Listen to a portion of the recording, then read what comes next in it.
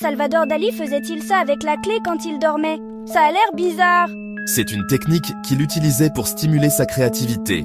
Salvador Dali, comme d'autres grands penseurs, croyait que notre cerveau a besoin de temps pour se détendre et se libérer des pensées habituelles.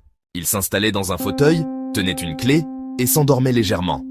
Quand il commençait à s'endormir, la clé tombait et faisait un bruit fort qui le réveillait juste à temps.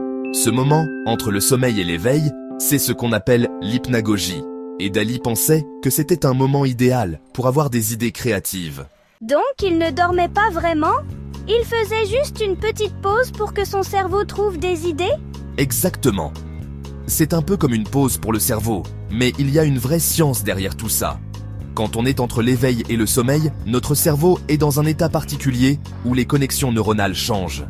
Ce moment est propice à la créativité, car il permet au cerveau de passer du mode concentré, où il suit des règles strictes, à un mode diffus, où il fait des associations plus libres et inattendues. Donc, Dali laissait son cerveau faire des liens sans qu'il le sache? Oui, c'est ça. Le mode diffus, qui est celui dans lequel Dali était pendant ce moment, est important pour la résolution de problèmes créatifs. Quand on est dans ce mode, notre cerveau fait des connexions entre des idées très éloignées, ce qui peut mener à des découvertes ou des idées nouvelles. C'est comme si tu laissais ton esprit vagabonder sans avoir à le contrôler, ce qui est souvent la clé de la créativité. Mais pourquoi ne pas simplement dormir normalement alors?